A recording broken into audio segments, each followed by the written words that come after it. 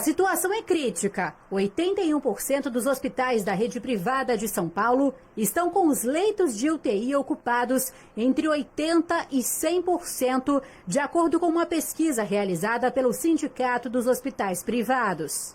Datena, aqui no Hospital Albert Einstein não tem mais vaga. Todos os leitos destinados a pacientes com Covid-19 e outras doenças já estão preenchidos. A taxa de ocupação é de 104%, ou seja, algumas pessoas já aguardam na fila. No Hospital Sírio-Libanês não há filas neste momento, de acordo com o gerente de práticas médicas. Mas a rotatividade é grande e alguns pacientes internados em outras unidades esperam uma vaga para serem transferidos para lá. O que acontece, eventualmente, é que, por vezes, pacientes gostariam de vir ao Sírio-Libanês e estão internados em outros serviços, por vezes, eles aguardam um tempo maior para conseguir uma vaga no Sírio-Libanês para serem transferidos. E isso pode, sim, gerar uma certa fila. A taxa de ocupação dos leitos de UTI destinados à Covid-19 no Hospital do Coração chega a 86% e já atingiu a capacidade máxima em relação aos outros leitos.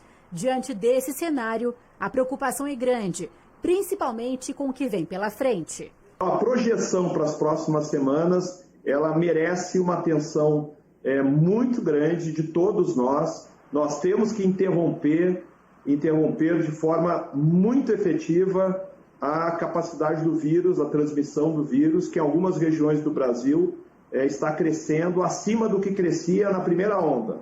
52% dos hospitais da rede privada estão tendo que cancelar cirurgias e atendimentos eletivos, mas a maioria afirmou que não consegue ampliar a quantidade de leitos. E se os números se agravarem, será necessário priorizar as internações. Para a gente não tem que chegar num cenário de racionalizar leitos, que é o cenário catastrófico em saúde, a gente gostaria muito de conseguir uma medida em que a gente conseguisse atenuar a contaminação generalizada que a gente está vivendo. É necessário que a gente, como população, faça alguma coisa para conter esse avanço dos números. Eu entendo que a juventude, nesse momento, ela tem que retomar as precauções e os cuidados. Eu acho que o Carnaval, Natal, Réveillon, Carnaval, Verão, está contribuindo para a atividade social voltar quase ao normal.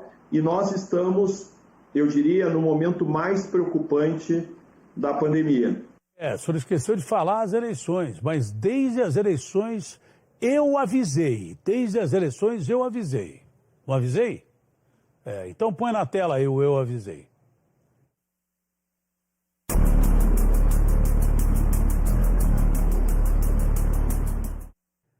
Alerta vermelho. Agora, mané. Depois que acabaram as eleições, é agora, mané. É agora. Agora que entra em alerta vermelho. E é um alerta vermelho, mas não é bem vermelho totalmente. Acho que é cor de rosa, porque, sei lá, vai ver em janeiro como é que vai estar. E eu avisei, hein? Anota o dia aí. Você vai ver em janeiro como é que vai estar. Você vai ver agora, depois dessa zona eleitoral que nós tivemos, e depois desse fim de ano que nós tivemos aí, Natal e Réveillon.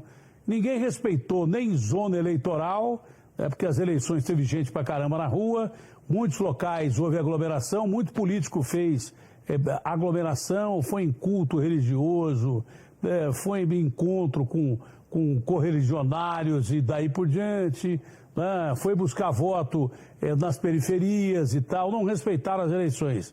Natal e Ano Novo foi uma zona total. Eu quero ver como é que vai ser isso. Daqui uns 15, 20 dias o número de casos que a gente vai ter aqui em São Paulo. O que você acha que vai acontecer aqui em São Paulo se continuar essa baderna que a gente está vendo aqui, ó? O que você acha que vai acontecer? Vai morrer gente pra caramba. E aqui, como tem mais gente, vai morrer mais gente. Bom, moral da história, não digam que eu não avisei. Principalmente com o cinismo eleitoral que houve em São Paulo e no Brasil inteiro.